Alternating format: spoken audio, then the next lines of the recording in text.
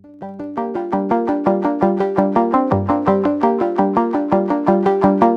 Jungle. Nos vamos a centrar principalmente en lo que es el trauma penetrante. En cuanto al trauma penetrante, lo más importante cuando hablamos de la anatomía es hablar del área precordial. El área precordial fue descrita desde más o menos mitad del siglo pasado, también llamada zona de Siedler o zona de Murdoch. Y la importancia de estos límites anatómicos que a través de los años han variado drásticamente unos por otros es que toda lesión que se encuentre dentro del área cardíaca se cataloga como penetrante hasta que no se demuestre lo contrario. Entonces, en 1979 se desarrolla eh, la definición como tal y los estudios que respaldan hasta que hace unos años fue el área precordial por excelencia, que eran las líneas medioclaviculares a ambos lados, derecho y izquierdo, el reborde costal inferior y el reborde inferior de las clavículas a nivel superior.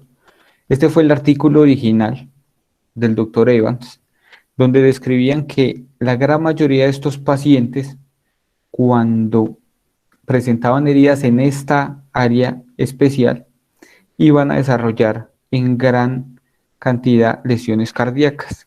Y esas lesiones cardíacas, como ellos mencionaban en sus diagramas, aproximadamente el 65% de los pacientes se iban a presentar con la triada de Beck, o sea, la ingurgitación yugular, la hipotensión y el velamiento de los ritmos cardíacos. Y hay algo importante y es que ellos ya hablan de que estos pacientes ingresan a los servicios de urgencias en unas condiciones críticas. La gran mayoría hipotensos y hasta una tercera parte de ellos sin medición de presión arterial. Entonces, dentro de este área precordial tenemos que tener muy presente lo que es el pericardio, porque esto fisiopatológicamente es lo que nos va a dar el taponamiento cardíaco. Se habla que más o menos entre 200 cc es el volumen que se necesita para tener una repercusión clínica hemodinámicamente significativa en estos pacientes que nos lleven a un colapso circulatorio. Otra cosa importante anatómicamente del área precordial es que las diferentes paredes no son iguales, es decir, las paredes de las aurículas miden más o menos entre 2 a 3 milímetros, las del ventrículo derecho 4 o 5 milímetros y las del ventrículo izquierdo alcanzan incluso 10 milímetros de grosor. Y no menos importante, el corazón tiene su propia irrigación a través de las arterias coronarias y hay veces son lesiones que pueden pasarse por alto o pueden menospreciarse y terminan generando un espectro de complicaciones clínicas importante en este tipo de pacientes. Entonces, ¿por qué es importante hablar del área precordial?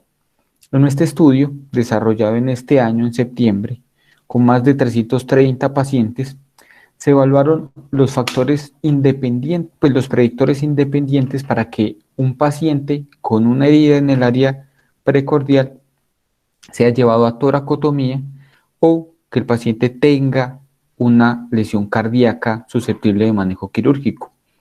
Y no es tan importante como ustedes pueden ver en el cuadro la presión sistólica de ingreso ni el índice de severidad del shock con el que el paciente llegue. Es muy importante si la lesión se encuentra dentro de esa área precordial. Y esa área precordial que inicialmente les mencionaba, descrita por el doctor Murdoch, avalada por el doctor Evans, ha ido cambiando. Ya han aparecido aproximadamente más de 10 definiciones distintas de lo que es el área precordial. Esta revisión realizada como una evaluación acerca de qué tan exacto es esa área para predecir lesiones cardíacas con más de 95 pacientes, vemos demográficamente que el sexo masculino en adultos jóvenes son los que más se relacionan a la presentación de estos cuadros. Eh, También hay una alta incidencia de que las lesiones sean penetrantes por armas de fuego. Ya vamos a mostrarles un poco de la epidemiología de nuestro país. Y ellos realizan prácticamente un diagrama como una cuadrícula completa, basándose en múltiples definiciones que tienen. Y se dan cuenta a través de esta gráfica que aproximadamente la cuarta parte de las lesiones cardíacas se encontraba fuera de el área precordial. Entonces ellos evaluaron la posibilidad de que esta área se queda corta y plantean expandirla. Y la expansión de ellos es que sea hacia la izquierda, desde la línea media anterior y posterior izquierdas axilares, lo que podría aumentar la sensibilidad en diagnosticar estos pacientes con estas heridas que pasan por alto hasta más de un 90%. ¿Y qué pasa en nuestro país? También se han tratado de hacer estudios acerca de cuál es la indicación, pues la área precordial idónea para evaluar estos pacientes. Este estudio se realiza en Neiva y ellos evalúan epidemiológicamente cómo se comportaron las heridas penetrantes con lesión cardíaca. Si ustedes pueden ver, los puntos amarillos son lesiones no fatales, los puntos rojos fueron lesiones fatales, fueron 48 pacientes, y ellos tienen en cuenta cuatro principales áreas. Un área extensa, que es esta área en morado, el área precordial típica, que son las dos líneas medio claviculares.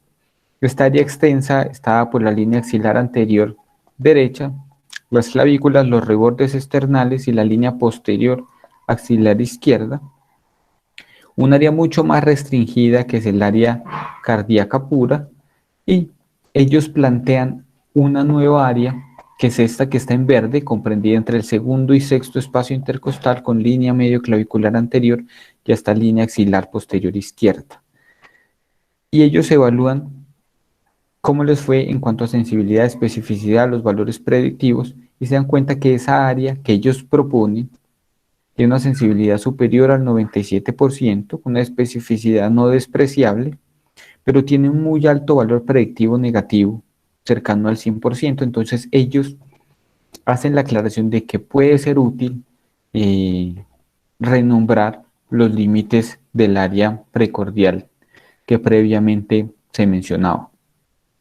Epidemiológicamente, en el mundo, como podemos ver en este estudio de más de 20 años, con más de 11.000 pacientes con lesiones por alma cortopunzante, la edad de presentación es adultos jóvenes, 31 años en promedio.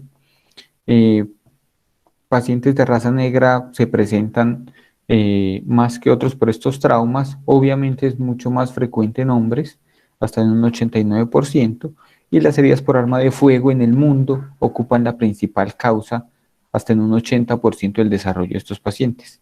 Sin embargo, vemos cómo a través de los años, si bien las lesiones por arma de fuego han aumentado drásticamente en cuanto a la cantidad de presentación, y más aún las lesiones graves, que son estas que comprometen más de 3 regiones del cuerpo, no se relacionan con la mortalidad, y eso es por lo que yo les mencionaba al principio, por el aumento de las terapias y del manejo tanto prehospitalario como en la sala de emergencia y en las salas de cirugías, generando que hay una disminución de la mortalidad, y actualmente hablamos aproximadamente de un 10% de mortalidad en estos pacientes. En nuestro país, epidemiológicamente hay discretas diferencias. En este estudio realizado en Bogotá, en el hospital de Kennedy, con más o menos 240 pacientes, la edad de presentación es exactamente la misma, pero a diferencia del mundo, las lesiones por arma cortopunzante son la mayoría en nuestros casos, pero con una mortalidad que oscila entre el 11%, que puede ser incluso hasta el 40% si hablamos por armas de fuego. Casi la mitad de los pacientes se presentaron estables, y este es el grupo en el que nos vamos a concentrar más adelante. El 50% tuvieron heridas ventriculares, el resto fueron auriculares, pero la mortalidad fue mucho mayor cuando fueron heridas por arma de fuego o por arma cortopunzante con compromiso de la aurícula derecha. En este estudio de 240 pacientes encontraron que el paciente que llegaba en estas condiciones con una lesión de aurícula derecha tiene una mortalidad cercana al 78%. Ellos lo relacionaban principalmente por la dificultad técnica de controlar el sangrado. Entonces, ¿por qué se mueren estos pacientes si hemos mejorado en las técnicas? Se mueren principalmente porque desarrollan un shock, dos principales tipos de shock. Según Mattox, el shock es la alteración en el sistema circulatorio con una caída de la perfusión y una oxigenación tisular inadecuada por una disminución del espacio extracelular.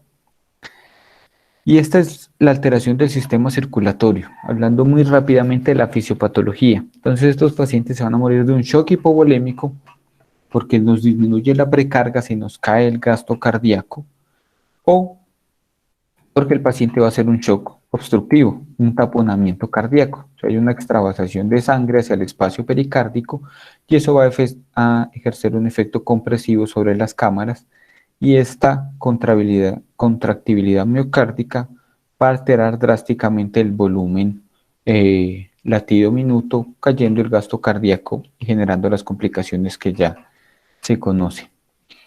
Entonces, ¿cómo vamos a abordar diagnósticamente estos pacientes? Primero que todo, el, el FAST sigue siendo el estudio de elección en los pacientes inestables.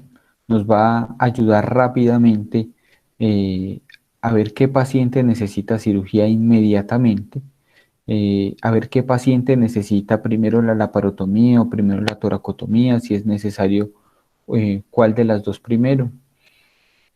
Pero nos vamos a centrar en los pacientes estables. O sea, ¿qué vamos a hacer con el grupo que no tiene indicación inmediata de cirugía? ¿Y cómo lo vamos a estudiar? Entonces, este estudio, publicado en este año también por el grupo de trauma de Valle de Lili, evaluó cómo el rendimiento diagnóstico de la ecografía en cuanto a encontrar lesiones cardíacas ocultas. Ellos encontraron 141 pacientes, una casuística muy elevada para tan poco tiempo de evaluación. A todos estos pacientes con lesiones en área precordial se los lleva a ecografía en busca de derrame pericárdico. Y a todos estos pacientes, independientemente de los hallazgos, se llevan a ventana pericárdica y se comprueba el gol estándar con la ecografía por personas con experiencia realizando la misma. Se dieron cuenta que es muy buena, tiene una muy buena especificidad, una muy buena sensibilidad, un valor predictivo negativo importante.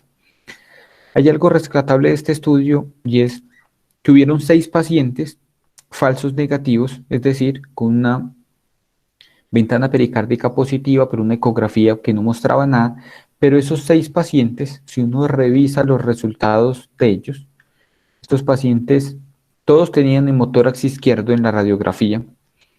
Todos estos 6, todos llegaron estables, como ustedes pueden ver. Todos los pacientes tuvieron lesiones mínimas. Si ustedes pueden ver el cuadro, todas fueron laceraciones tangenciales sin ninguna repercusión posterior porque todos estos tuvieron desenlaces afortunados. Es decir, en manos entrenadas, la ecografía tiene muy buen rendimiento para descartar la gran mayoría de lesiones. Obviamente no es perfecto, pero cuando suceden esos falsos negativos, según el estudio, las lesiones que se pasan por alto son lesiones relativamente menos complejas, con menos mortalidad de estos pacientes. Y está la contraparte, es cuando hacemos TAC o si está indicado hacer TAC. Y este estado del arte, publicado este año en la revista canadiense de radiología, nos da unas ciertas indicaciones de cuándo deberíamos hacerle tomografía a los pacientes, dependiendo si es trauma contuso o si es trauma penetrante. En cuanto a los criterios clínicos, que son los principales, o sea, todo paciente que tenga un mecanismo de desaceleración, un trauma por desaceleración a alta velocidad debe ser llevado a TAC. Lo mismo que el paciente que tenga caída de más o menos 6.8 metros de altura, que es el equivalente a 12 pies. Pacientes que tengan un impacto directo contuso sobre el volante del automóvil, que lleguen a urgencias con el signo del cinturón. Recuerden que es la equimosis que genera el mismo cinturón de seguridad de los vehículos sobre el tórax y el abdomen. O pacientes que tengan un trauma contuso, pero que se hayan presentado durante la valoración hipotensos o en el electrocardiograma hayan hecho arritmia. Mientras que en los pacientes con trauma penetrante es prácticamente todo paciente que tenga lesión precordial que llegue hemodinámicamente estable debe ser llevado a TAC. Cualquier lesión que usted sospeche que tiene compromiso mediastinal o transmediastinal, y esto se hace, ellos evalúan porque permite aumentar mucho el rendimiento, no en cuanto a si el paciente tiene o no tiene la lesión, sino a qué tipo de lesión tiene y qué podemos hacer con esos pacientes. Entonces yo les traigo algunas imágenes para mencionarles más o menos uno que podría encontrar en algunos hallazgos. Por ejemplo, en esta imagen de arriba a la izquierda, la imagen negra de acá evalúa una extravasación del contraste de la aurícula. Aparte es un taponamiento cardíaco, se ve el tubo de toracostomía normoinserto, pero incluso uno sospecharía por esta extravasación a nivel de la pared de que haya una lesión de una arteria intercostal.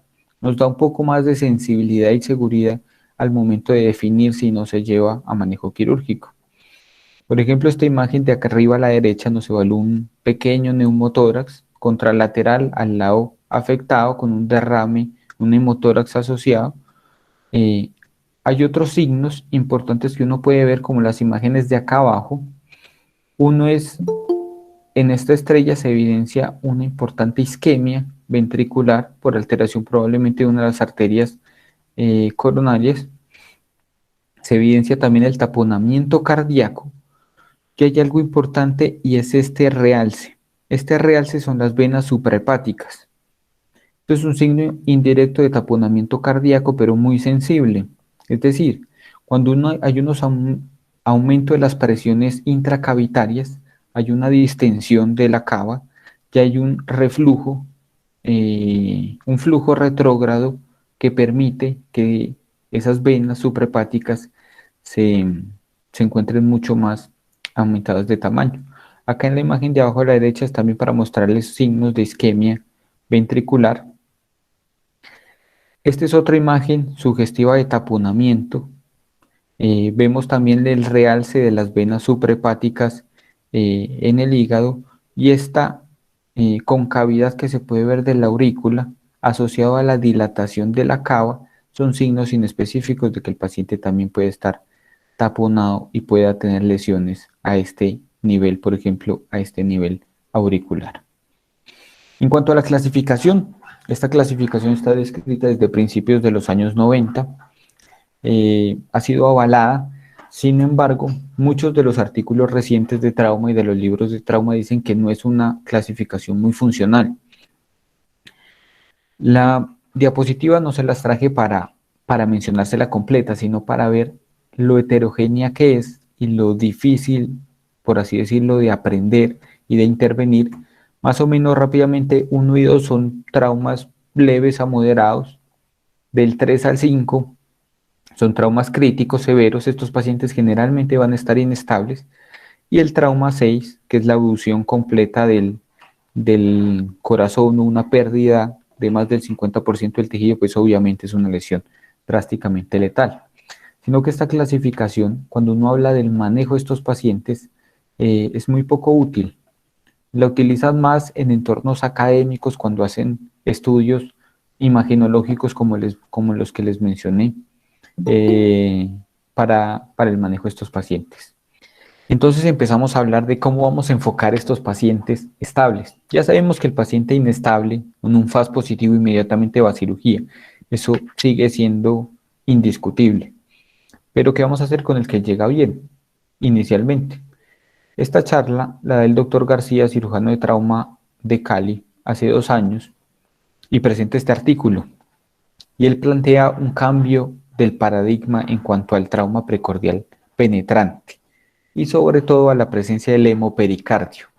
¿Y él en qué se basa? En estudios que han hecho en Colombia, tanto en Medellín como en Cali, como les menciono acá en la gráfica, casi 300 pacientes. El inestable no tiene discusión, pues va a cirugía y se encontrarán sus lesiones ya sean intrapericárdicas o extrapericárdicas. Pero ¿qué vamos a hacer con los estables? Estos estables que usted le sospecha que tiene un taponamiento o le muestra escaso líquido, esos pacientes son llevados a ventana pericárdica. Sin embargo, en estos estudios, casi el 80% de esos pacientes fueron negativos y algunos de ellos necesitaron un abordaje quirúrgico, una pérdida de tiempo, una pérdida de recursos. Entonces, desde más o menos 1995 en Chicago se empieza a hablar del manejo conservador con ventana pericárdica positiva. Es decir, el paciente que lo llevamos a cirugía, hacemos la pericardiotomía y sale sangre. Con buenos desenlaces. Si bien inicialmente las series son pequeñas, empezamos a evaluar más o menos desde el 2010 para acá que aumentan los casos, aumenta el tiempo de seguimiento con pacientes bien. Entonces, él plantea de que el manejo conservador sí es posible y lo avala la literatura. Dice que más o menos el 20% de los pacientes que llegan estables van a tener hemopericardio si uno le hace una ventana y hasta el 10% puede ser por ecografía. Pero de estos pacientes que tienen hemopericardio positivo, una ventana pericárdica positiva, el 90% van a tener lesiones tangenciales o pericárdicas que cuando usted entra ya no va a encontrar un sangrado activo susceptible de intervención. Y plantea que el abordaje puede ser mucho más invasivo que una esternotomía o una toracotomía o incluso no hay necesidad de hacer otras intervenciones adicionales siempre y cuando, y eso sí hace en la aclaración, usted tenga protocolos estrictos de monitorización y un equipo de trauma preparado. Y por equipo de trauma hablamos de la posibilidad de tener angiografía, de la posibilidad de tener una tomografía disponible, de la posibilidad de tener una unidad de cuidado intensivo especializada en trauma, de la posibilidad de tener un cirujano disponible en cuanto el paciente se inestabilice para ser llevado a cirugía y de tener un quirófano disponible para cuando usted lo necesite. Y ellos plantean este algoritmo, un algoritmo que previamente debatimos un poquitico en el grupo. Entonces, el paciente inestable va a cirugía. El paciente estable se le hace ecografía. Y en la ecografía, si es negativo, nos genera dudas, pues a las 6 horas se lo repite. Si este sale negativo, pues el paciente se envía para la casa.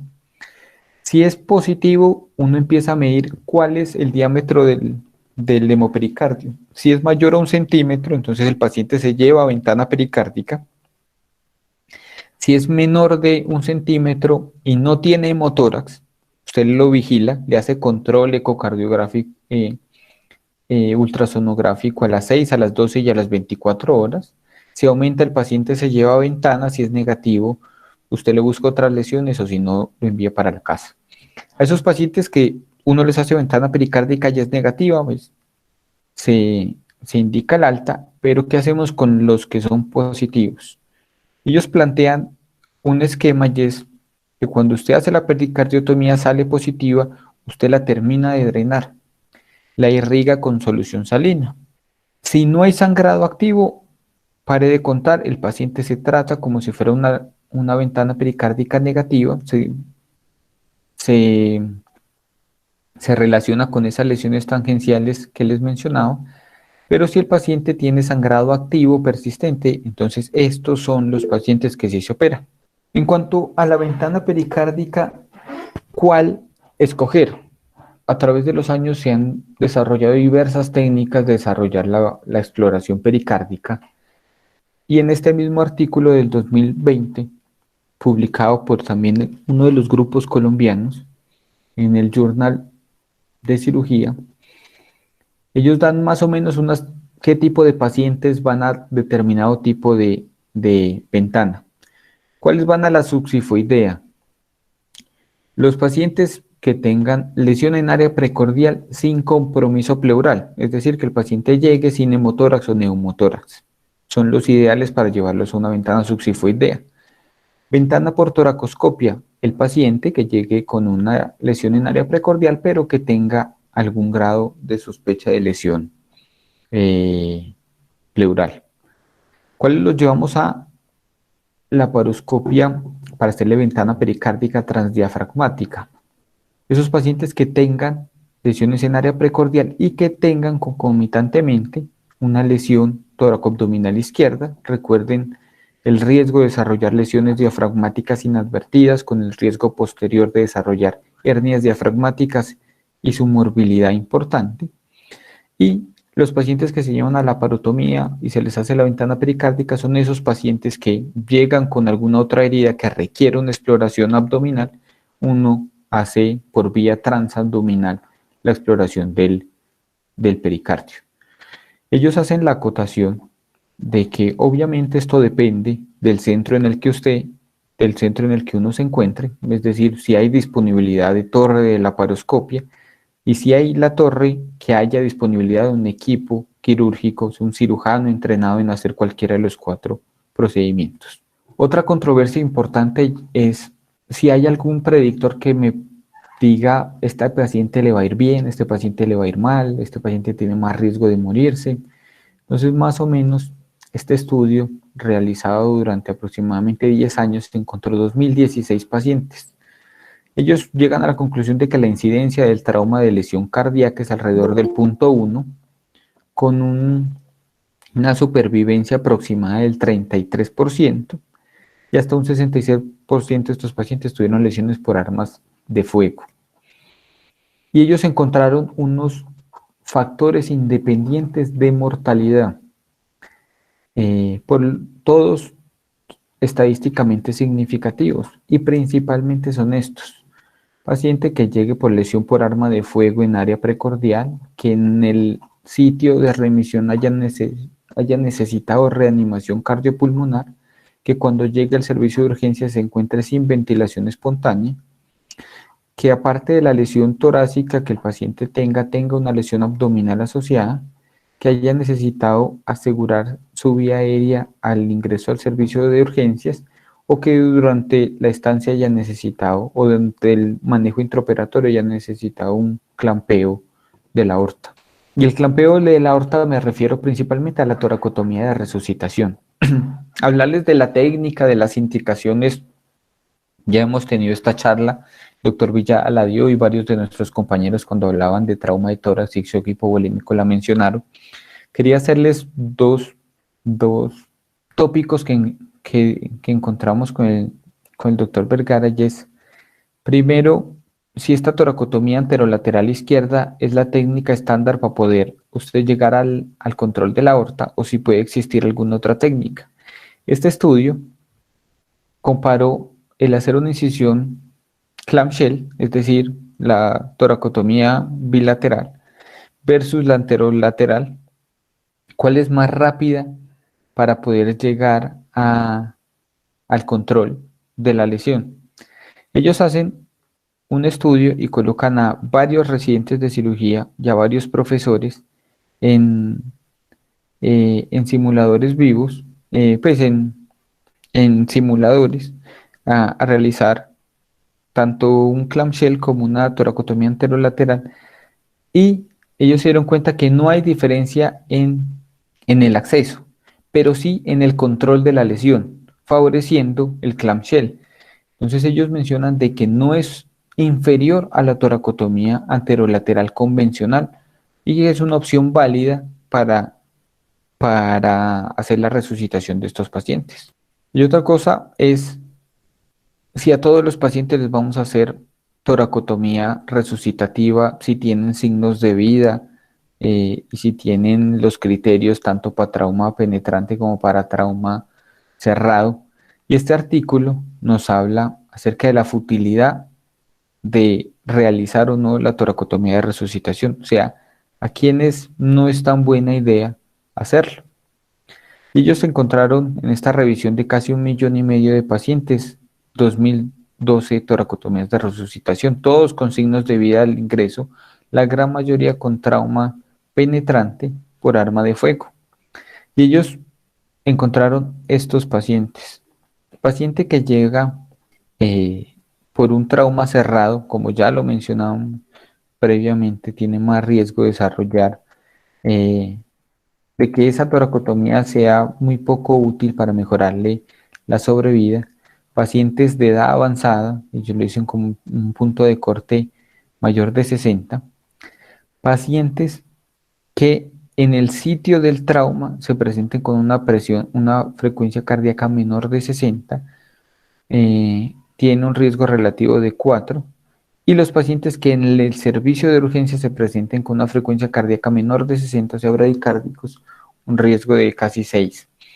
Y que, obviamente el índice de severidad del shock. En cuanto, para hablar un poco, aprovechando que están los R pequeños, acerca de las opciones que tenemos para el manejo de este tipo de lesiones cardíacas penetrantes. Lo primero es dar unas bases, unos tips claros para hacer una pericardiotomía. Usted la puede hacer tanto por toracotomía anterolateral izquierda, como la imagen de la izquierda, como por esternotomía. De cualquiera de las dos formas se puede abordar el pericardio. Pero lo más importante cuando usted realiza la pericardiotomía, esta es una toracotomía anterolateral izquierda, es hacerlo longitudinal, precisamente para tener la relación anatómica del nervio frénico. ¿Listo?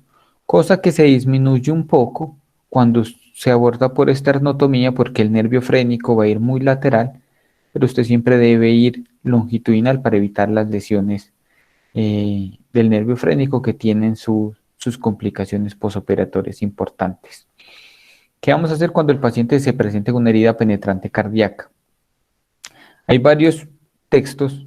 Este atlas del doctor Demetriades, incluso el atlas de trauma de la doctora Ferrada, ellos hablan de que cuando usted desarrolla una toracotomía de resucitación, si usted tiene la grapadora, usted perfectamente puede hacerle la rafia temporalmente mientras lleva al paciente, lo termina de reanimar, le completa la toracotomía, lo sube al quirófano para disminuir la pérdida de sangre, hacer el control digital de la herida, aponiendo los bordes de la misma es una muy buena opción para la hemostasis de estos pacientes.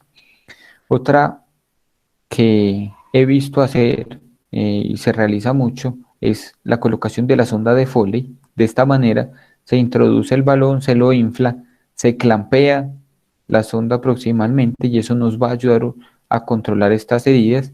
Incluso sobre esta misma herida se puede hacer la corrección, la cardiorrafia. ¿Y cómo tiene que ser esa cardiorrafia? La idea es que no nos pase esto, porque esto tiene aumento de ruptura, aumento de lesiones de los vasos coronarios, de las arterias marginales. La idea es que se haga puntos cruzados en 8, de esta manera, separados, dicen la mayoría de textos, con el fin de lograr la hermeticidad. Lo que pasa si lo que tenemos es una rafia de una lesión auricular y no ventricular. En esta puede realizarse una sutura continua. Las aurículas son mucho más difíciles de suturar que los ventrículos. En heridas auriculares está muy recomendado el uso de los pledgets. Los usos de los pledgets son estos segmentos de material protésico, a veces PTFE, Dacron, que nos permite evitar el desgarro del tejido cardíaco. También puede ser útil en ventrículo, con el fin de evitar aumentar el defecto que ya tiene por la herida principal. Y ellos, en sus atlas de trauma, en sus libros, la recomiendan para las lesiones que son auriculares. Los pacientes mayores de 50 años recomiendan el uso de Pledget, y el paciente que tenga antecedente de patología cardíaca, es decir, que tenga una cardiopatía hipertensiva, una miocardiopatía dilatada, que tenga un antecedente de una valvulopatía, porque son pacientes que por la misma hipertrofia muscular que tienen son tejidos mucho más difíciles de manejar que una persona joven. Hay otra cosa muy importante y es qué hacemos con estas lesiones cuando son tan continuas, tan juntas a las arterias coronarias. y ellos recomiendan la realización de este punto. ¿En qué consiste este punto? El punto consiste en hacer una U.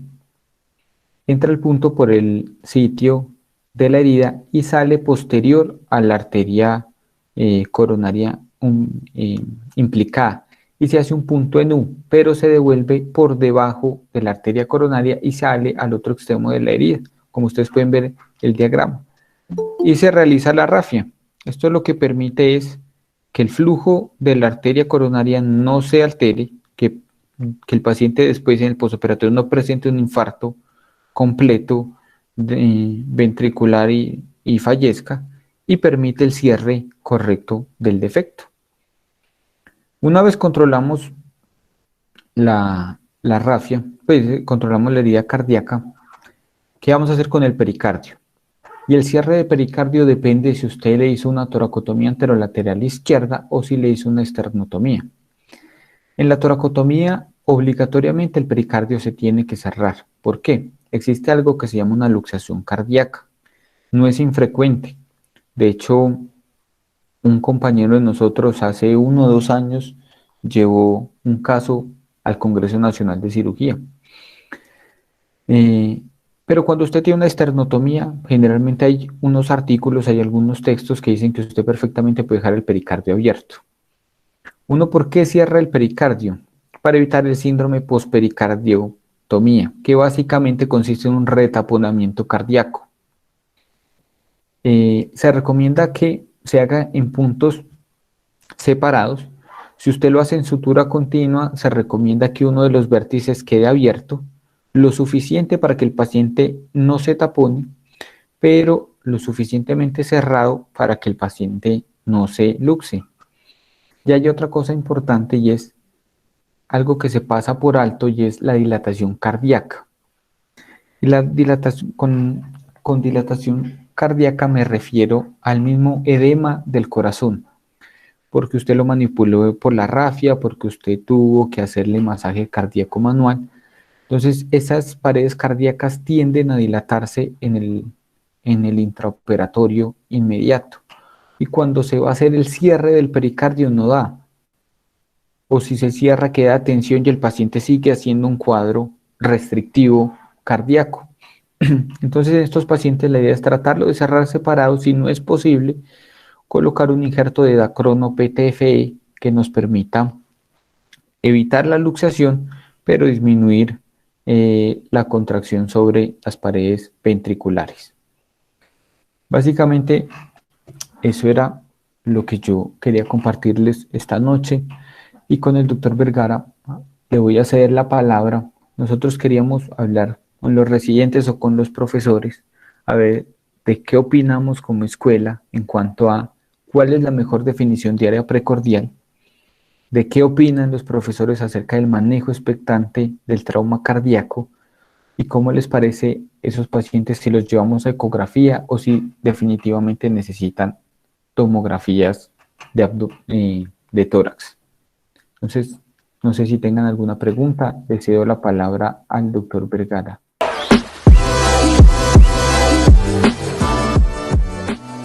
Yo quisiera, digamos, ir dando mi opinión. El manejo expectante de pacientes con heridas precordiales y que tengan derrame pericárdico y que si el paciente está estable hemodinámicamente, pues dejarlo en observación. Yo creo que en nuestro medio sería de pronto un poco osado. ¿Y por qué? Porque miren las condiciones en las que se recomiendan.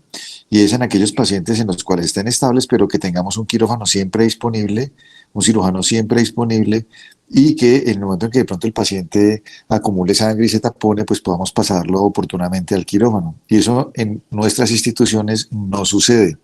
Ejemplo, en el CES de noche solamente hay un anestesiólogo y es el mismo anestesiólogo para el manejo de las cesáreas. Entonces, si para un apéndice de noche, que es una cosa muy sencilla, eso se demoran cualquier cantidad de tiempo, no podemos decir que tenemos el quirófano disponible. Todos los compañeros que hacen noches en el CES pues han sido testigos de que no es tan asequible el quirófano, sobre todo porque solamente hay un anestesiólogo y allá se pueden meter a hacer cesáreas o un paciente de neuro y quedan ahí pues trancado el quirófano. Yo pienso que sería demasiado osado. Y en Santa Sofía, pues yo pienso que peor, porque en Santa Sofía no hay efectividad y mientras llega el cirujano en un paciente yo creo que no le podemos ofrecer la seguridad que el paciente necesita para tomar ese tipo de conductas. Si bien hay artículos que la recomiendan, que la literatura muestra ciertos estudios en los cuales pues no es traído de los cabellos pensar en el manejo médico, sin suturar al paciente, sin revisarlo, yo creo que para nuestro medio sería difícil. Ese es mi punto de vista. O sea que yo creo que todavía estamos un poco cortos para poder asegurar un quirófano y poder asegurar las condiciones que se necesitan para este tipo de conductas. Eh, en cuanto a me parece que en nuestro medio es más fácil hacer el EcoFast. Ya pues casi todos los médicos están entrenados en los servicios de urgencias para este tipo de estudio imaginológico. Entonces, por aquello del tiempo, yo pienso que sería más fácil hacer el EcoFast en los pacientes y de determinar con base en esto qué pacientes vamos a llevar a cirugía y con base en la estabilidad o hemodinámica que tenga el paciente. Quería preguntarles una cosa. En todos los libros y tradicionalmente desde que estamos haciendo, de que hicimos la residencia y todo, siempre hablaban de la pericardiocentesis en el manejo de los pacientes con taponamiento cardíaco, pero yo les quiero preguntar, ¿cuántos de ustedes han salvado a un paciente con taponamiento cardíaco haciéndole pericardiocentesis? Porque es que esos temas los revisamos con los estudiantes y con los residentes pequeños, y en todos los libros está la pericardiocentesis, hay muy bonito el dibujito, la jeringuita ahí sacando la sangre y el paciente sale vivo. Pero yo les quisiera preguntar, ¿cuántos de ustedes han hecho pericardiocentesis en un paciente que tiene taponamiento antes de llevarlo a cirugía? ¿Y cuántos de esos casos que han tenido que hacer, pues han tenido éxito? ¿Sí? Y por último, quería hacer un comentario que me llamó mucho la atención de la doctora Paula Ferrada en una charla de las que han estado dando toda esta época. Ella decía que la recomendación que hacían ellos era suturar el corazón antes de que reanimaran completamente el paciente, porque el paciente cuando ya esté reanimado, el corazón ya se vuelve fuerte, late fuertemente y colocarle esos puntos a ese corazón ahí batiente es mucho más difícil. Entonces ella recomendaba y me llamó mucho la atención que cuando llegue el paciente al quirófano tratar de suturarlo rápidamente, incluso antes de que empiecen las maniobras de reanimación, porque ya después va a ser mucho más difícil el cierre y la sutura. Eso me llamó mucho la atención. Para mí el área precordial debería ser más amplia, debería ir desde la línea medio clavicular del lado derecho hasta la línea axilar anterior del lado izquierdo, reborde costal abajo y las clavículas arriba. No sé qué opinan mis colegas entonces acerca de lo que acabo de mencionar y muchas gracias. Y muy bien, Ramiro, muy bien la charla, muy interesante, nunca nos vamos a cansar de hablar de este tema de trauma y si son cosas así que generan controversia y que salen cosas nuevas, pues siempre valdrá la pena discutirlas y analizarlas en conjunto con todos ustedes. Muchas gracias. Profe Britica, muchas gracias. Yo creo que el profe Vergara ya está conectado.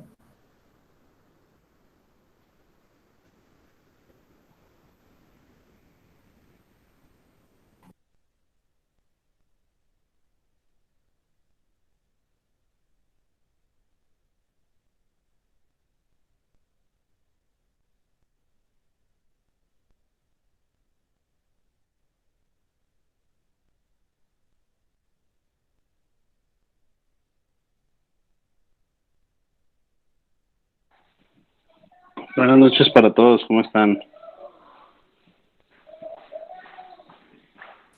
Bien, doctor, muchas gracias.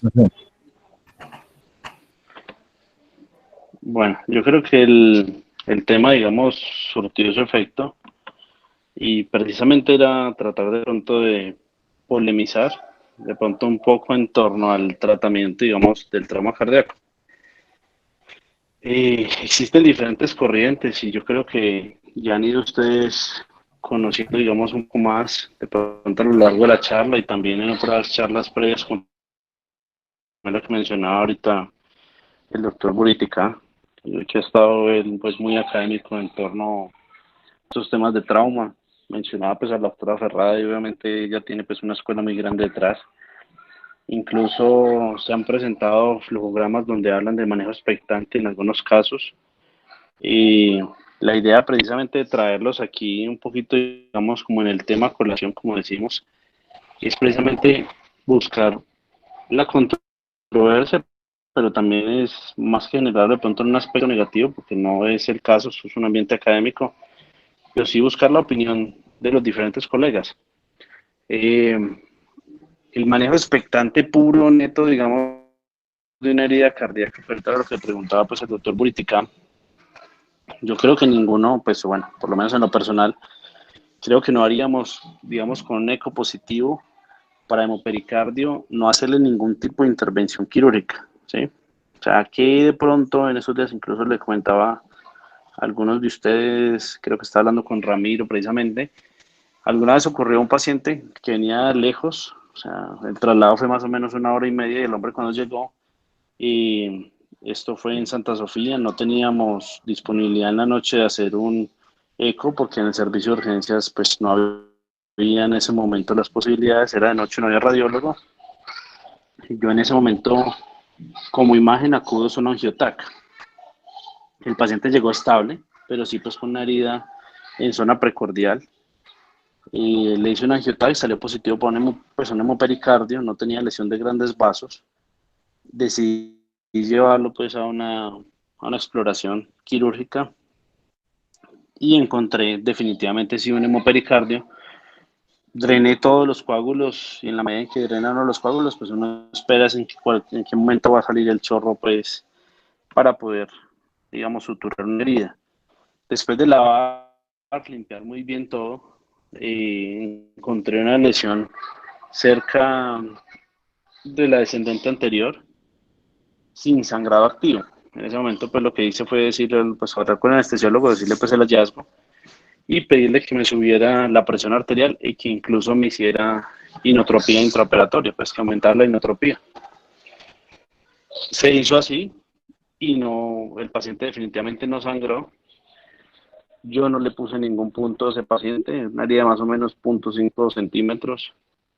Le dejé una apertura pues del pericardio, como está descrito, una ventana de más o menos 3-4 centímetros y un tubatórax, pues por si alguna cosa avisara, por así decirlo, al paciente de que había presentado un nuevo sangrado de esa lesión, pero no le hice pues ningún tipo de sutura a esa herida quirúrgica. Yo estoy de acuerdo con el doctor Buritica. Yo pienso que no puede manejar una zona precordial amplia. Yo estoy de acuerdo con el concepto de él habla de una línea axilar anterior en el lado derecho y línea axilar media en el lado izquierdo. Pienso que nosotros tenemos un volumen muy bajo de trauma como para tener, pues, digamos, una experiencia tan alta como la que presentan, por ejemplo, los del Valle, que hablan más o menos un poco más de 100 casos por año. Yo creo que siendo muy positivos en unas instituciones como la de nosotros, que son algunos centros de referencia de trauma, como sería el Hospital de Caldas, Hospital Santa Sofía, y yo creo que, pues, de pronto sin posibilidades de equivocarme, yo creo que no superamos nunca 20 por año. Entonces, pues en cada una de ellas. ¿Qué es lo que de pronto, digamos, queríamos presentarles el día de hoy? Diferentes abordajes, algunos conceptos sobre técnica quirúrgica, cómo hacer una cardiografía, cómo se debe utilizar, digamos, diferentes implementos que pueden ser útiles a la hora de corregir una herida cardíaca, por decir algo, la técnica quirúrgica de utilizar U-Shape, que la presentó pues Ramiro versus unos puntos en X. De pronto el uso de pledget, yo soy muy amante del uso de los pledget. En Santa Sofía lo aprendí pues porque eso es una escuela pues de cirugía cardiovascular. La verdad es muy útil y esos posteriormente, digamos, los introduje en el Hospital de Caldas y yo creo que ha sido de utilidad cuando los diferentes cirujanos se han visto pues enfrentados también a los pacientes con trauma. Yo quisiera como aprovechar la presencia de algunos R mayores acá y también la presencia pues de algunos cirujanos, de pronto para hacerles una pregunta puntual. Digamos, por ejemplo, ¿cuándo prefieren ellos también de pronto un tema controvertido que mostraba Ramiro? Y era sobre los abordajes, ¿cuándo preferíamos una toracotomía versus una estenotomía? Definitivamente hay temas muy apasionantes en cirugía general y en trauma, y sin duda alguna el trauma precordial, por el sinfín de controversias que genera, no es la excepción. Entonces, pues es bien sabido por ustedes que, aunque yo soy manizalita y me identifico mucho con ustedes, pues me formé en otra escuela y quiero compartirles el enfoque que nosotros hacíamos con respecto a este tipo de heridas, y la sustentación bibliográfica que existe al respecto. No sin antes pues felicitar a Ramiro porque lo conocemos, sabemos la búsqueda bibliográfica tan extensa que hace y siempre mostrarnos artículos actualizados y de muy buena referenciación. Entonces, cuando yo era residente, como muchos de los que están presentes en esta charla, e iba a los congresos, que tuve pues la oportunidad con mucho sacrificio de ir a algunos congresos panamericanos, escuchaba a los extranjeros, a los cirujanos de afuera, hablar de la herida precordial y decir que sin duda la casuística más alta de herida precordial en el mundo la tiene Medellín y Antioquia. De hecho, ellos muchas veces venían a entrenarse a estas escuelas para posteriormente escribir y discernir sobre el tema. Y de una de esas charlas, no creo estar equivocado, fue del doctor Rotondo y de sus colaboradores, salieron dos áreas precordiales iniciales, que es con las que nosotros trabajábamos en el Hospital Universitario de Neiva, y que lógicamente en el contexto de el trauma por herida con arma de fuego es muy variable, pero a lo que me va a referir es a la herida por arma cortopunzante o el trauma cerrado de tórax con afectación de la herida precordial. Y era un área influenciada por la Escuela del Valle, que iba desde el segundo espacio intercostal derecho, línea paraesternal, hasta el segundo espacio intercostal izquierdo, línea medio clavicular, y formaba un cuadrado bajando hasta el quinto espacio intercostal derecho con línea paraesternal, y terminaba de hacerse la unión con el quinto espacio intercostal izquierdo con línea medio clavicular. Entonces se formaba un cuadrado y se suponía que todas las heridas por arma cortopunzante en esa zona se clasificaban en 3 grados. Y esta graduación, también tengo la sustentación bibliográfica que me gustaría compartirla, y es una clasificación muy fácil, a mí personalmente me parece muy sencilla, que en el tiempo, que aunque fue escrita unos años atrás, pues hay artículos clásicos que no deberían sobreestimarse, y recordemos pues que en medicina todo es como el péndulo de Frouchard, que a veces se abandonan conceptos, pero con los nuevos congresos o con los nuevos aprendizajes se retoman. Entonces salían una clasificación muy sencilla y muy práctica de la herida precordial, que era la herida 1, la herida 2 y la herida 3. Entonces, sintetizo: 1 era el paciente que llegaba estable hemodinámicamente, todo eso que nos dijo Ramiro, con una herida en zona precordial, y al que había que hacerle o una ventana pericárdica o una imagen, bien fuera un ecocardiograma o un eco de saco pericárdico. Ahora pues me llama la atención y es interesante ver que la tomografía contrastada nos puede ayudar a dilucidar ese tema, sobre todo cuando no tenemos disponibilidad de las otras herramientas antes descritas. La herida precordial 2 era en la misma zona, pero con un paciente que llega inestable hemodinámicamente, con todos los criterios de inestabilidad que conocemos, y ese paciente iba, aquí respondo una de las preguntas que hizo Giovanni: si la herida era en el lado izquierdo del precordio, iba a una toracotomía anterolateral izquierda, pero si era al lado derecho, iba a una esternotomía. Y la herida precordial 3 era el paciente que llegaba in extremis, todos sabemos pues cuál es la definición del paciente in extremis, y que iba a una toracotomía de resucitación, probablemente en el servicio de urgencias o en el quirófano en urgencias en las instituciones donde se cuenta pues con dicha locación. Posteriormente se le hizo una modificación, los compañeros cirujanos de la Universidad de Caldas que alcanzaron a rotar en la universidad o que rotan en trauma en la Universidad de Antioquia me dirán si lo que estoy diciendo lo aplican o no allá en el San Vicente de Paúl, y es que a ese cuadrado lo volvieron un trapecio y extendían la coordenada inferior ya no en el quinto espacio intercostal izquierdo con línea medio clavicular, sino al quinto espacio intercostal izquierdo con línea axilar anterior. Entonces ya no era un cuadrado, sino un trapecio, y a nosotros o a mí se me quedó en la cabeza y no se me olvidó el concepto de o es un cuadrado o es un rombo. Lógicamente, ya Ramiro nos hizo una aseveración Ramiro, con respecto.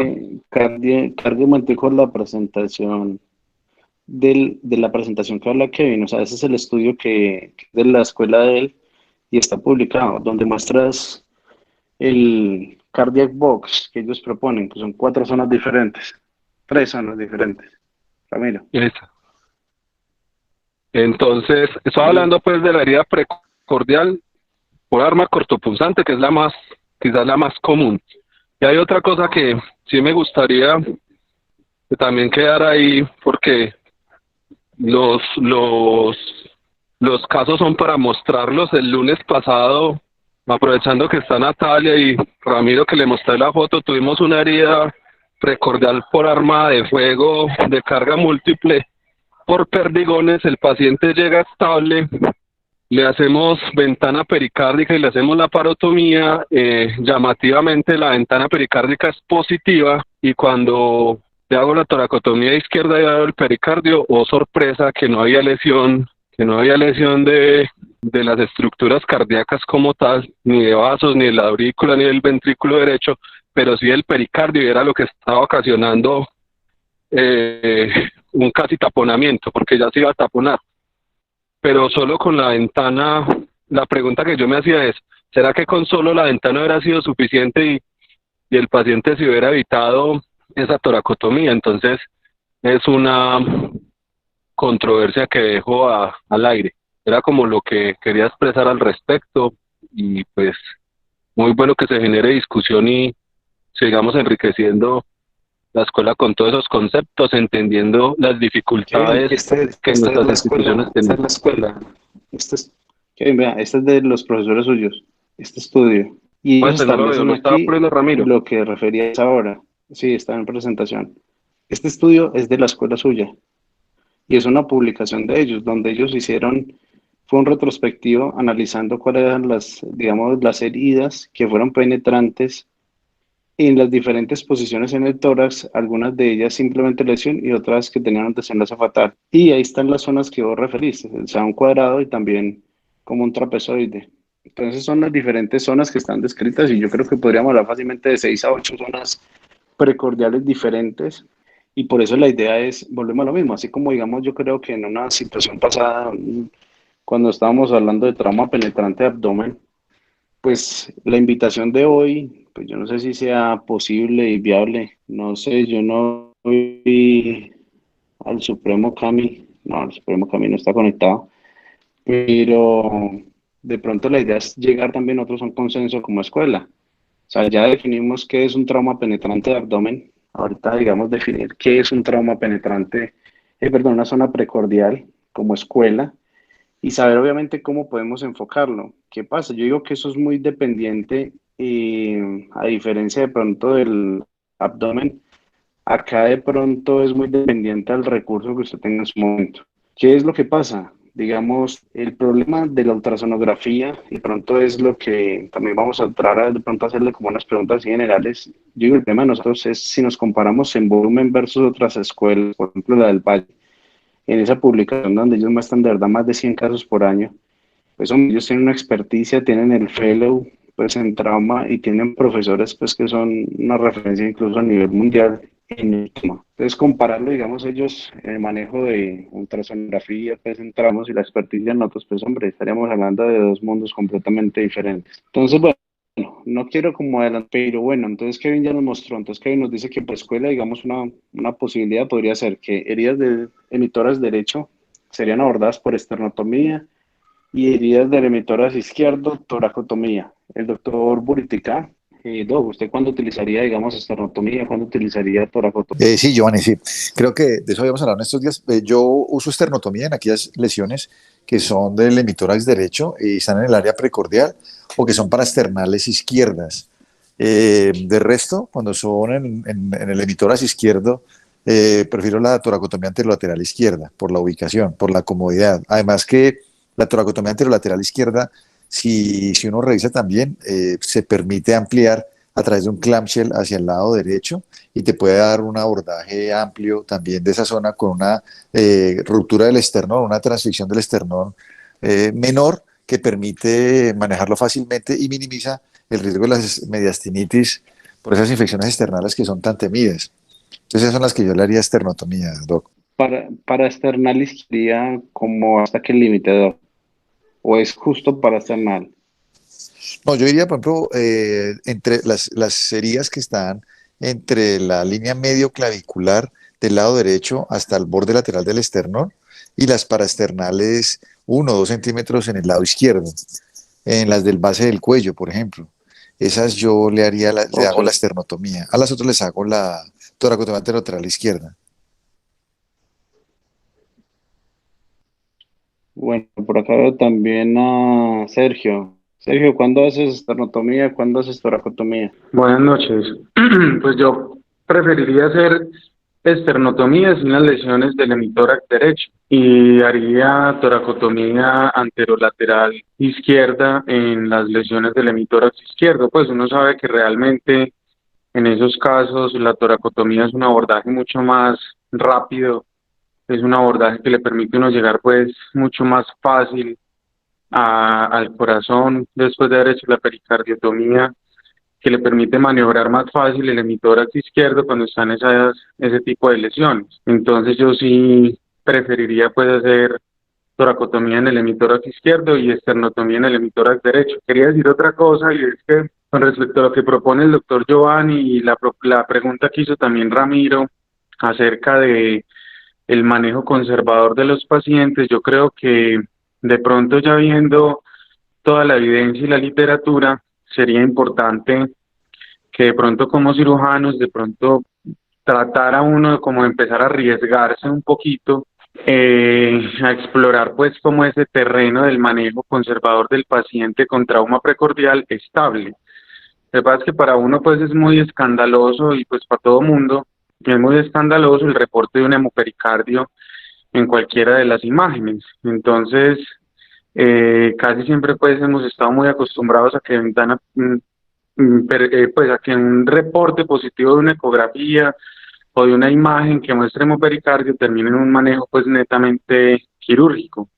Pero creo pues que sería importante, si se tiene el recurso, empezar a hacer observación pues de esos pacientes, manejos conservadores, o al menos hacer ventanas pericárdicas y de pronto tomarse el trabajo de irrigar, de ver si de pronto el sangrado si persiste o no antes de hacer un manejo pues quirúrgico netamente pues definitivo. Y tampoco es tan frecuente que uno use tomografía en el abordaje del paciente con trauma precordial.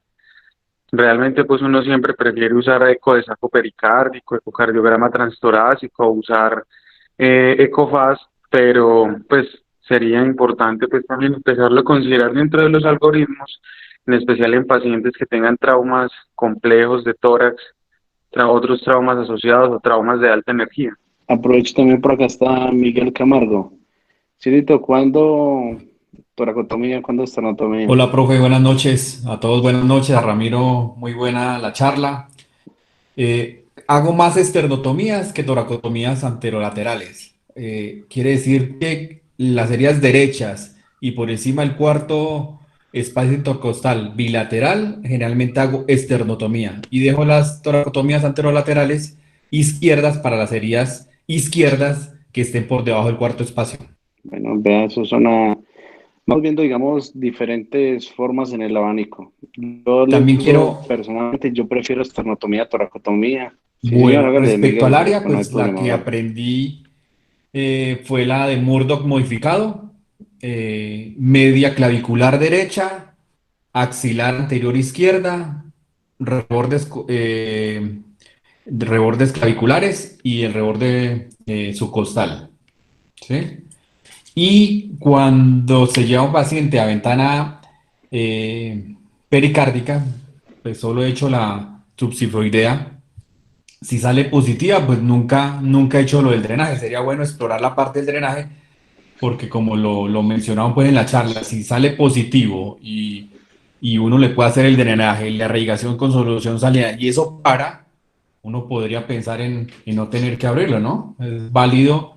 Ya sería la otra pregunta, si dejar o no dren, pues me imagino que el dren no sobra en estos casos, pero normalmente cuando sale positivo intervengo al paciente. Listo. De pronto, respondiendo a la misma pregunta, generalmente, si la lesión para mí, o sea, lo que yo hago en mi práctica, si la lesión para mí está por encima de las tetillas, yo hago esternotomía siempre. Independiente de si es derecha o izquierda, pero está por debajo de las tetillas, yo hago toracotomía anterolateral. Parece que es muy incómodo a mi forma de ver, digamos, heridas superiores por abordaje de toracotomía si está por encima de esos sitios. Obviamente, digamos, acá aparecen diferentes formas de hacer afiliaciones. O sea, usted puede hacer un libro, usted puede hacer un clamshell, puede hacer un hemiclamshell, usted puede hacer muchas cosas. Puede hacer, digamos, complementar de peso entonces con la esternotomía, puede hacer una, digamos, desarticulación de la clavícula. Bueno, o sea, dependiendo como el tipo de estructura, no vamos a hablar de otras lesiones vasculares porque eso sería otro tema, pero en mi abordaje, digamos, en sospecha pues de una lesión precordial, un paciente inestable con herida en zona precordial, si está por encima de las tetillas, yo hago esternotomía, si está por debajo, independientemente de que sea derecho o izquierdo, yo hago toracotomía. Eso de pronto como para aprovechar, pues, digamos, la presencia pues, de los cirujanos que también nos están acompañando. Sí, entonces la misma pregunta, esternotomía versus toracotomía, ¿cuándo decidir una u otra? ¿Cuándo tomaría usted la Bueno, decisión? pues indiscutiblemente lo que yo he revisado en la literatura, por ejemplo, cuando son lesiones altas, como había mencionado anteriormente, se prefiere pues más hacer la esternotomía, digamos que por la facilidad o digamos que para poder manipular las estructuras.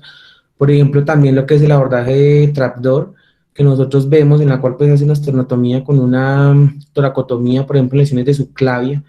También digamos que se puede y se ha documentado en la literatura pues que permite un control un poco más práctico en el momento de la manipulación para la realización. Entonces, pues yo comparto lo que acaban de mencionar, realmente pues cuando son lesiones más arriba, por encima del cuarto espacio intercostal, tanto derechas como izquierdas, pues el paciente sí se beneficiaría más de una esternotomía, por el contrario, pues si ya es el otro escenario, sabemos que la toracotomía lateral izquierda, pues es el abordaje de elección, que nosotros pues también vemos documentado en la literatura como pues el abordaje para este tipo de lesiones pues cardíacas o de tórax penetrante. Lo único que se le haría toracotomía anterolateral izquierda es por debajo del cuarto espacio intercostal e izquierdas. El resto se podría abordar mucho mejor y si uno revisa los libros de trauma de Ferrada y de Demetriades, yo también lo recomiendo, de tratar de hacer eso por esternotomía, principalmente por la facilidad del abordaje de los grandes vasos, cuando usted hace la esternotomía y cuando tiene lesiones muy paraesternales bilaterales en segundo o tercer espacio intercostal donde usted podría sospechar ese tipo de lesiones, entonces yo también opino que idealmente hacer la esternotomía por encima del cuarto bilateral y solo toracotomía en izquierdas y por debajo del cuarto. Bueno, de pronto los presentes, ¿quién se siente cómodo? Pues estamos hablando de una situación, digamos, nocturna, de que nos hagan por radiólogo, que sería para mí una garantía mayor, pero ¿quién se sentiría cómodo de pedir una angiotac y según los hallazgos proceder? En un paciente obviamente estable hemodinámicamente con tensionaria en zona precordial. Es válido, si no hay un eco confiable, el angiotaxi está disponible. Casi todas las instituciones lo tenemos para hacerlo en la noche. Los Buritica Usted propone, por allá en Medellín. entonces la idea Sí, es sí, la escucho, Chinito. con esa propuesta abandonar la ventana pericárdica. Y es una Porque yo pregunta tengo, que está ahí porque, dentro del derrotero. Eso es una pregunta porque que O sea, ¿quién haría una ventana pericárdica en un paciente hemodinámicamente estable solo con herida precordial? O sea, ¿alguien haría eso? La pregunta es en este momento. Esa es otra pregunta, pero la espera, digamos, para realizar luego.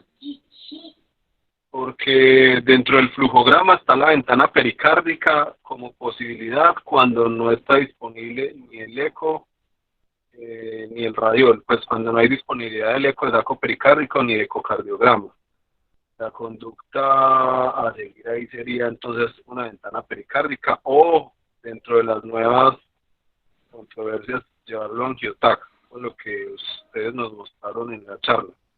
Pero entonces la propuesta que usted hace es precisamente esa. Sí, entonces, la idea es, yo realmente, pues que si le pregunta, yo no haría una ventana pericárdica en un paciente con zona precordial estable hemodinámicamente si tengo el recurso de un FAS o tengo el recurso de un angiotac.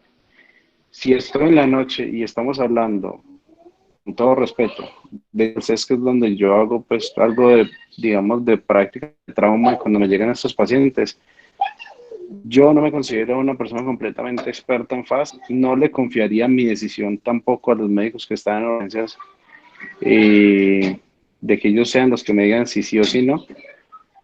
Y si es un FAS, lo confiaría, digamos, si es en el día a un radiólogo, si es en la noche, a mi concepto viendo una imagen de un angiotac. O sea, en ese caso yo sí no haría, digamos, una cosa, no haría, perdón.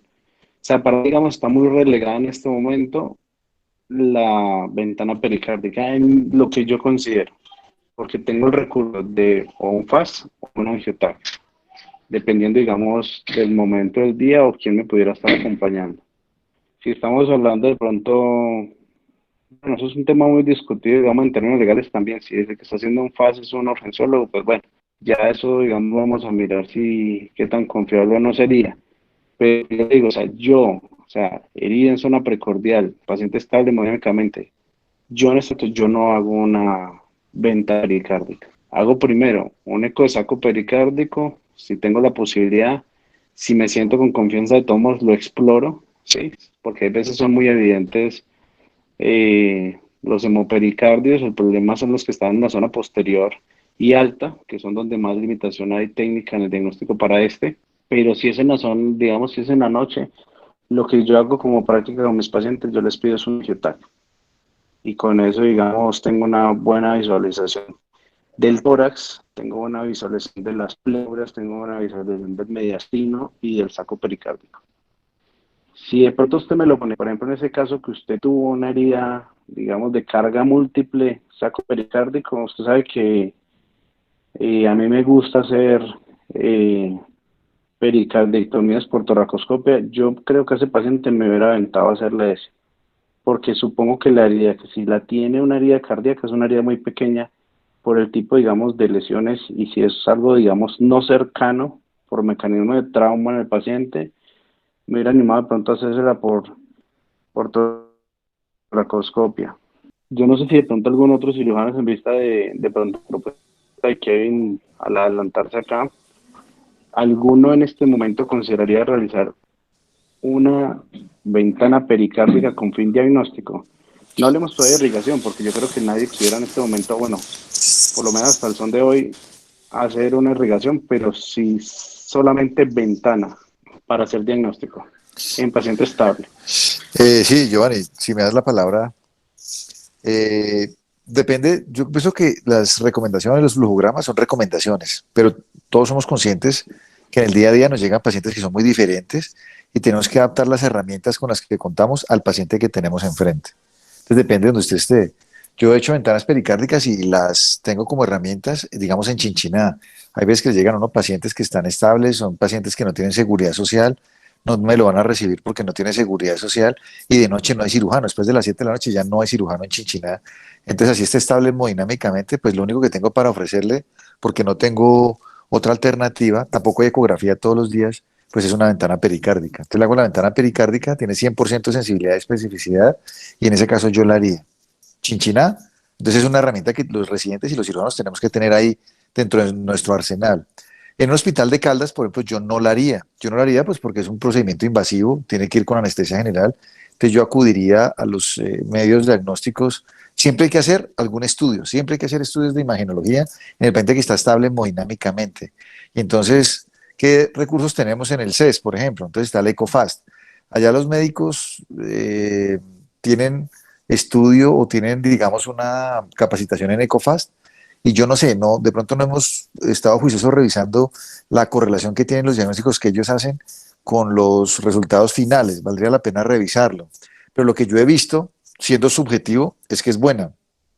Y los médicos que no tienen la capacitación son sinceros y dicen, mire doctor, nosotros no tenemos capacitación en el EcoFast. Entonces, si yo no tengo la herramienta de un EcoFast para que sea confiable, ¿cierto? Para asegurar, pues le pediría la angiotac, porque con el angiotac tiene la ventaja de que ve las imágenes uno mismo y se puede formar su propio diagnóstico y decidir algo tan importante como si lo lleva o no lo lleva a cirugía. Entonces, mi punto de vista es que todas las herramientas son válidas, hay que conocerlas, hay que tenerlas a la mano y en el sitio que trabaja saber en qué momento cuál es la que va a escoger. Lo que sí es cierto es que siempre que nos llega un paciente con una herida en la zona precordial tenemos que ser agresivos. Tenemos que ser agresivos porque estamos hablando de la vida de un paciente. Y lo que yo hablaba al principio, antes de que de pronto se conectara al doctor Giovanni y se planteara la polémica, digamos así, la discusión, es que en nuestro medio no sé qué tanto y tan confiable es tener disponible siempre un quirófano para cuando usted deja a un paciente en observación en manejo médico, ¿cierto? El principal riesgo, el paciente se tapone. Y dice muy claramente las recomendaciones que si usted va a tomar esa conducta, pues debe tener disponible rápidamente un quirófano y debe tener los medios para operar al paciente. Pero como los dos ejemplos que yo ponía al principio, en el CES, un solo anestesiólogo de noche no nos garantiza que inmediatamente nos vayan a pasar el paciente. Y en el de Santa Sofía, por ejemplo, ustedes no hacen efectividad y no sé, ustedes a cuántos tiempo vivan del hospital. Yo alguna vez trabajé en Santa Sofía hace algunos años y me llegó un paciente con hernia precordial y en esa época tampoco se hacía efectividad. Yo me demoré 30 minutos en llegar y obviamente cuando llegamos ya el paciente estaba en unas condiciones muy diferentes. Entonces, tomar el tipo de conductas en nuestro medio, no sé si estemos preparados para hacerlo. Si en el quirófano, pues nos van a tener ya listo el quirófano para cuando el paciente se taponó y lo vayamos a pasar. Entonces, finalmente, resumiendo, yo pienso que todas las herramientas son válidas. El angiotac, yo no lo descartaría, me parece una muy buena alternativa, pero cuando hemos evacuado otras opciones más baratas y más rápidas, pero lo tendría ahí disponible dependiendo de qué paciente y en qué momento. Yo quisiera dar una opinión. Yo creo que la ventana pericárdica, pues sí se debe considerar como un recurso de primera entrada, pero cuando uno no tenga de verdad otra forma de comprobar o de hacer algún estudio complementario. Por ejemplo, cuando uno está trabajando en área rural y pues obviamente no hay ningún otro recurso, ni ecografía, ni tomografía, ni radiólogo, absolutamente nada, ni posibilidad de hacer un ecofast. Indiscutiblemente en un paciente pues con un trauma precordial y estable, debería hacerse una ventana pericárdica. Ese es el único recurso que uno tiene a mano para hacerlo ya como medio diagnóstico. Pero si uno tiene la posibilidad, ya como ha dicho el doctor Giovanni, el doctor Buritica, de hacer algún estudio complementario, indiscutiblemente primero preferir eso, hacer el estudio más asequible que tenga en ese momento. Si es de noche, pues, y la posibilidad de hacer un angiotac, un TAC de tórax contrastado, pues en realidad sí es algo valioso que uno debe pensar. Si no, pues, si tiene un radiólogo a la mano, pues un eco de saco pericárdico, un ecofaz en quien esté entrenado, pero de pronto sí considerarlo como medio diagnóstico cuando no haya otra forma de comprobar y esté de pronto en una zona lejana o en un sitio donde no hayan recursos. Bueno, en ese aspecto muy de acuerdo pues como con las opiniones, creo yo que vamos como de alguna forma equilibrando como cargas. Estoy de acuerdo con lo que dice el doctor Boritica. O sea, la ventana pericárdica para mí no es que esté proscrita, o sea, me lo estoy diciendo, sino que creo que uno empieza a ver que la ventana pericárdica en muchas de las instituciones ya no es la primera opción. O sea, tiene que ser que haya una condición de pronto particular en ese momento. O sea, no hay disponibilidad definitivamente de otros recursos para someter, digamos, al paciente y por eso se lleva a un procedimiento que no está libre pues, de morbilidad, como es una ventana, versus que podríamos obtener de pronto los mismos resultados de pronto en manos entrenadas con un FAS o con una angiotac. Entonces me refiero a eso, o sea, yo creo que la ventana pericárdica sigue siendo un recurso, pero creo que en muy pocas condiciones realmente sería la primera opción. Entonces, estoy de acuerdo, digamos, con lo que menciona el doctor Boritica.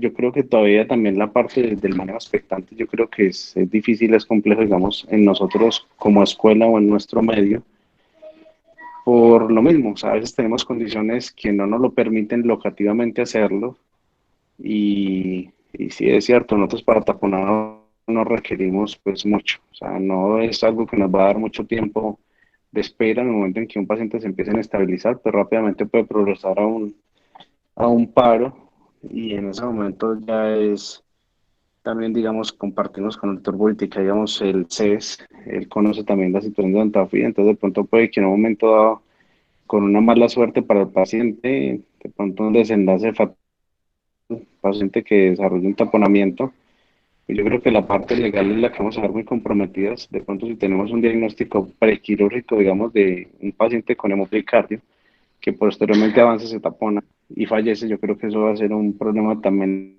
legal y es algo que tenemos que mirar y considerar también por ahora en día y más pues con las situaciones que a veces vemos que la tendencia también es al de demandar el porque sí, porque se puede ganar algo y no pasa nada por el contrario, pues si se pierde.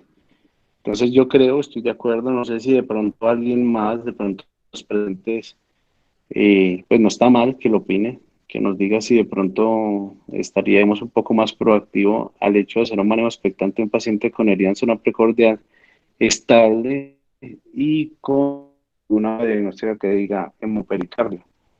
No sé si de pronto alguien lo hiciera así o estaría dispuesto o ya lo haya hecho en su práctica médica, pues en este caso quirúrgico. Bueno, eh, de pronto yo creo que la idea no es prolongarnos mucho acá, pues yo sé que esto es un tema muy interesante, de pronto para todos esto viene siendo como la droga de nosotros. Yo creo que un herido precordial, una herida cardíaca es el top para nosotros. Y yo quiero preguntarle si alguno de ustedes ha hecho alguna vez una sutura sobre un corazón donde ha presentado un evento coronario, donde hay una zona infartada. Si alguno ha tenido esa mala experiencia. Doc, sí, a mí sí me pasó una vez. Me tocó un paciente que había una zona infartada y pasar unos puntos en una zona infartada fue terrible, porque los puntos no se afianzaban bien y lo que inicialmente era un punto que quise anudar se convirtió fue en una lesión estrellada que fue aumentando su producido y ese paciente finalmente falleció, no lo pude sacar, eso fue hace pues varios años, pero sí fue una experiencia amarga y finalmente cuando ya fuimos a revisar y todo qué pasó es finalmente era una zona infartada importante y no era fácil de manejar ese tejido. De los presenta esa experiencia que menciona el doctor Boritica. Bueno, yo también tuve, Doc, una experiencia muy similar. La tuve más o menos hace por ahí 1 año y medio, 2 años en Santa Sofía. Y es literal lo que usted dice. O sea, es usted pasar un punto y usted intenta afrontar el punto, ese tejido se desgarra. O sea, ese tejido se vuelve, literalmente, eso se vuelve un sufrimiento para uno. Yo sabía casi a puertos, doctor, de lo que usted me dice. O sea, el paciente incluso listo, o sea, yo dije, no me pasó un punto, una herida que era pequeña se me fue volviendo más grande. Y usted sabe que acá en este caso, cuando se vuelve más grande, usted no ve sino ríos de sangre. En ese momento, hombre, pasé una sondita Foley, que yo creo que es un recurso que todos conocemos, lo expuso también Ramiro. Y lo único que sacó del estanque ese paciente, pienso yo que cayó, no digamos que en unas buenas manos, sino que cayó en una buena institución. En Santa Sofía, por tener cirugía cardiovascular. En ese momento asistió, digamos, también a la sala otro cirujano, porque pues ya la situación estaba desbordando. O sea, si yo quitaba esa sonda, de repente moría. Una posibilidad, y digamos, quiero para que todos lo tengan por recursos, si en alguna vez de pronto está en una institución que lo tenga, que a veces es un insumo costoso, pero es un insumo que salva vidas. Tenemos dos posibilidades: o utilizar un hemopatch, ¿sí? O la otra posibilidad es utilizar un parche de PTFE, ¿sí? Un parche de PTFE que es como un felpado. Usted puede suturar eso al corazón y hacerle un tapón y eso funciona de maravilla y ese día lo conocí Y ese día yo pienso que el paciente se salvó fue por eso, porque si no, probablemente hubiera tenido el mismo desenlace que mencionaba el doctor Voltica, o sea, suturar una zona. Obviamente el paciente tiene que tener pues una, yo digo que de fondo una muy mala suerte, pues tener justo una herida donde tuvo un infarto previo, pero ocurre lo que menciona el doctor Voltica. Ese tejido se estrella, es un tejido que se va dañando, es un tejido que se desgarra, un tejido que es imposible de suturar adecuadamente y de afrontarlo. Entonces, para que lo tengan dentro de los recursos, entonces ya saben, el Hemopatch o utilizar un parche de PTF que es como una felpa y funciona de maravilla. O sea, ese día lo conocí y ese paciente finalmente le fue bien, o sea, finalmente sobrevivió, digamos que a pesar del cirujano, pero, pero es algo que digamos es un recurso para que ustedes también lo tengan como entre las posibilidades para este caso. Yo no sé si de pronto alguien más quiere hacer un comentario adicional. Pienso que es un tema, digamos, muy bueno, pues es un tema emocionante para nosotros. Vuelvo y le repito, para nosotros como si fuera la droga, ese es el top del trauma para nuestro placer quirúrgico. Quiero agradecerles, pues, antes de darles la palabra, agradecerles a todos por la permanencia. Sé que ya son horas en que uno quiere estar haciendo otras cosas, pero aún así estamos acá presentes. Creo que como escuela sí debemos de sentarnos así como lo hicimos con el trauma abdominal, de pronto para definir cosas muy puntuales. Por ejemplo, pues los invito y obviamente creo que esperamos que el profesorio se reintegre pues sus actividades de la manera pues más habitual posible, pero de pronto son dos tópicos grandes. Uno, tener como escuela cuál es nuestra zona precordial, o sea, que todos hablemos el mismo idioma y en el momento dado ante un paciente con herida en zona precordial, ¿cuál sería la modalidad diagnóstica preferible pues en nuestro medio? Obviamente vamos a depender del recurso, pero digamos cuál sería la primera opción, qué sé yo, vamos a preferir primero angiotar o vamos a preferir primero, digamos, un FAS. Si no tenemos alguna de esas, ¿por cuál avanzamos? O si simplemente, digamos, no tenemos ninguna de ellas, pues obviamente sabemos que debemos recurrir entonces en ese caso a una ventana pericárdica, pero pienso que deberíamos en un evento posterior, una revisión posterior, de pronto hacer la invitación a la mayoría de los profes también de la facultad y el profesorio como un, digamos, representante y obviamente el jefe del posgrado para que hagamos algo también así en consenso como lo hicimos con el trauma abdominal.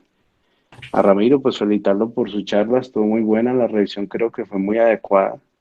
Creo que lo vemos, los resultados en los diferentes conceptos que tenemos entre los cirujanos y algunos de los residentes que han tenido pues la palabra pues durante la charla, pero creo que ha estado muy chévere. No sé si alguien más quiere hacernos un aporte o una pregunta, todos son bienvenidos. Háganle bienvenidos todos. Yo tengo una. En el Háganle escenario, Miguel. en el escenario, profe, una herida toracoabdominal izquierda, sospecho que también tiene un taponamiento o hemopericardio, pues por lo menos, y decido hacerle una laparoscopia, entonces descarto pues la lesión de diafragma y decido hacer la ventana pericárdica laparoscópica, ¿sí?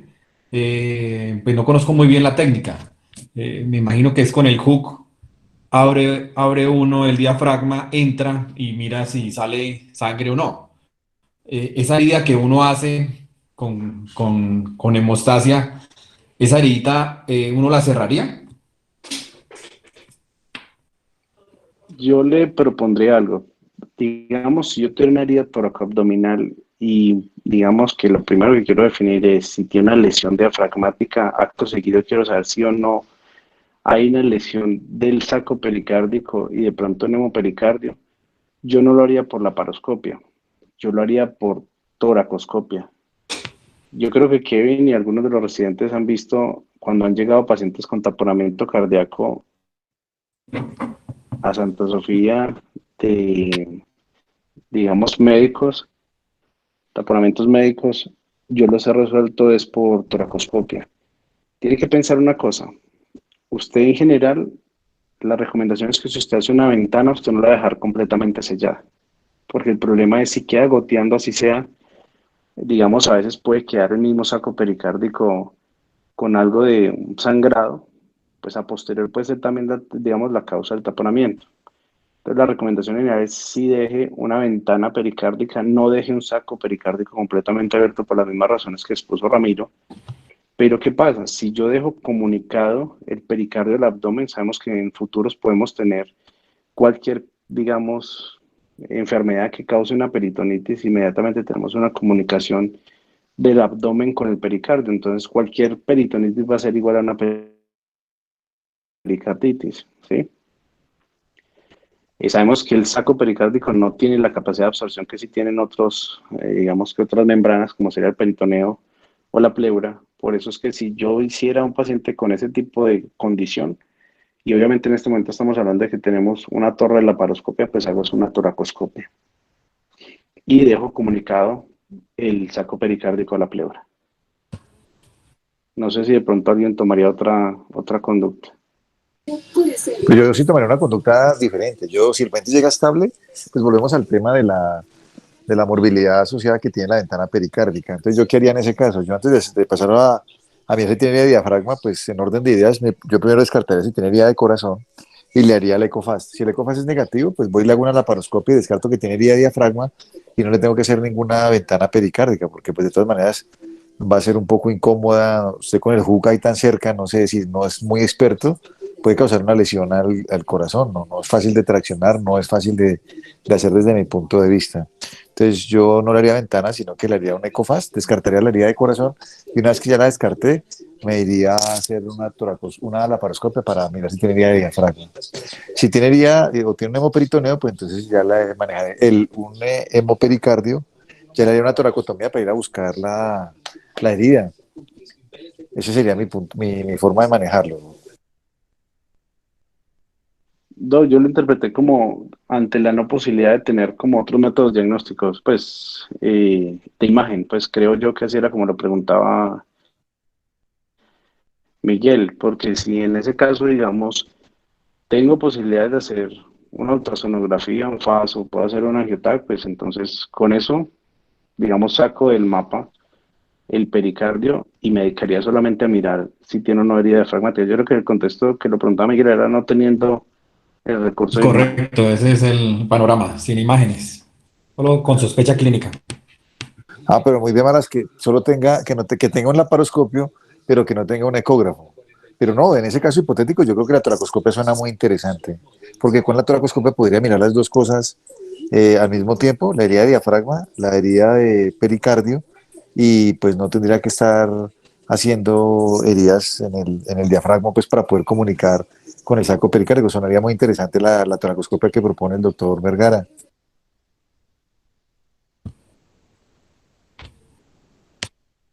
¿Quién más tiene alguna pregunta, algún comentario? Profe Vergara, Kevin, los residentes, yo tengo una pregunta.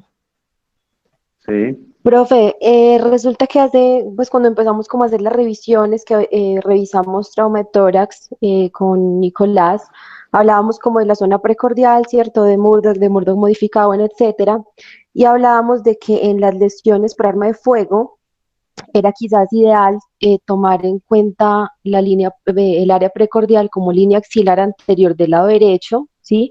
Y en la parte izquierda, inclusive irnos hasta la parte posterior como para vertebral izquierda. Quería ver usted qué opina al respecto. Muy amplia, está bien. Bueno, yo creo que aquí el concepto aquí general es lo siguiente. O sea, un paciente con herida por arma de fuego en tórax, yo no tengo ni idea, mejor dicho, una herida por arma de fuego, yo no tengo un trayecto que yo pueda predeterminar, tratar de predecir. Sabemos que no es predecible. Yo creo que la herida, digamos, en general, para hablar de una zona precordial, yo creo que principalmente sería por una herida por arma cortopunzante.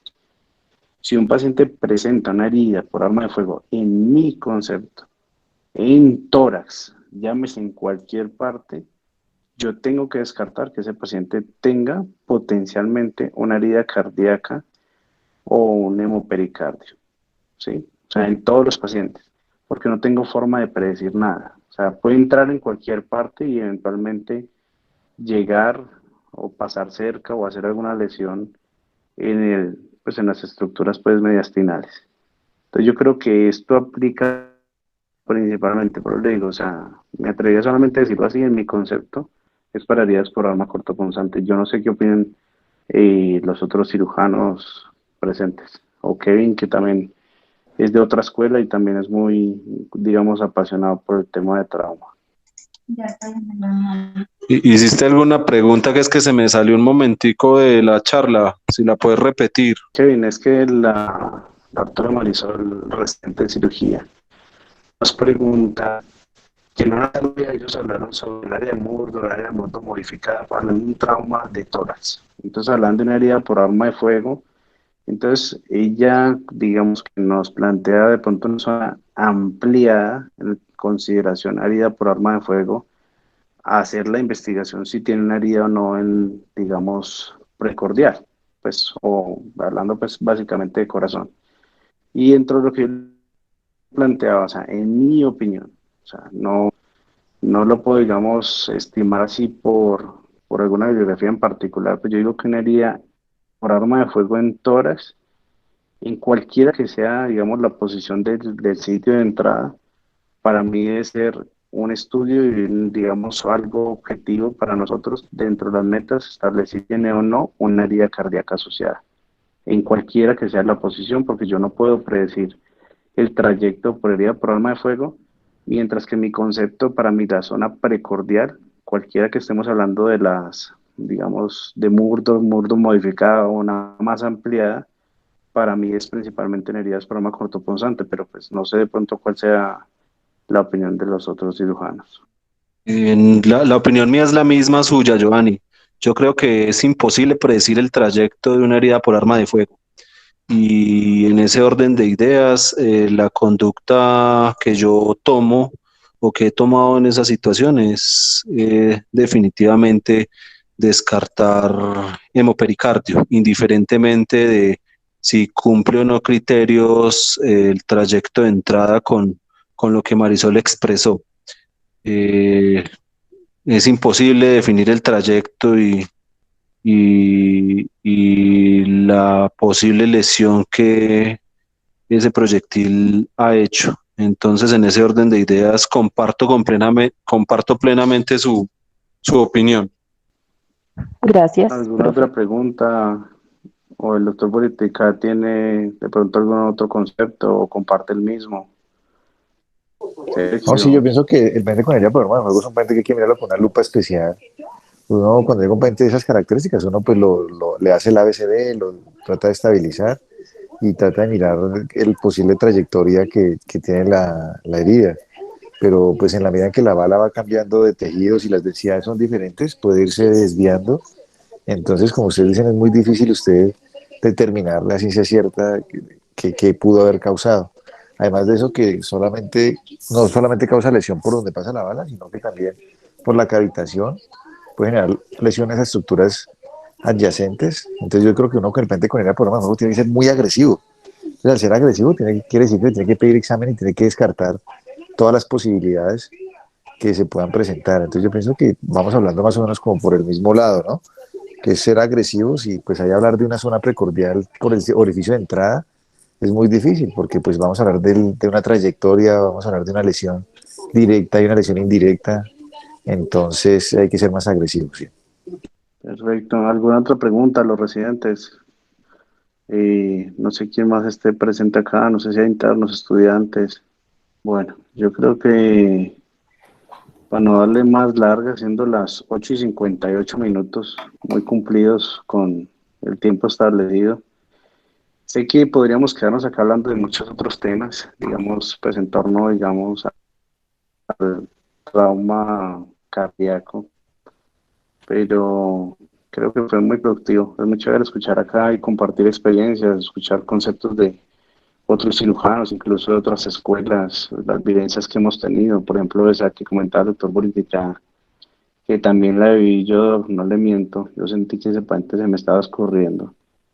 Y si no hubiera llegado otro compañero y de pronto si ese paciente no hubiera estado en Santa Sofía, pues otro hubiera sido, mejor dicho, la misma historia suya hubiera sido. Y yo creo que todo esto enriquece, todo esto nos ayuda, todo esto es compartir un conocimiento, compartir también las experiencias académicas, también creo que son muy benéficas también en el contexto de enseñanza para los residentes. Y en general, pues vuelvo y repito, creo que fue muy buena la charla de Ramiro. Lo felicito, creo que la bibliografía estuvo muy acorde, muy adecuada y espero pues para todos que se hayan disfrutado el tema, que les haya gustado la forma en cómo se planteó de hacerlo como algo controvertido dentro del tema que es muy apasionante y creo que es de una forma muy excitante para nosotros los cirujanos. A todos agradecerles mucho pues por la presencia, por el acompañamiento y nada, aquí estamos con las revisiones del tema. Muchísimas gracias a todos. Muchas gracias, Muchas Giovanni. gracias a todos. Ramiro, a todos. Gracias, buenas Muchas noches. gracias. Muchas gracias, feliz noche.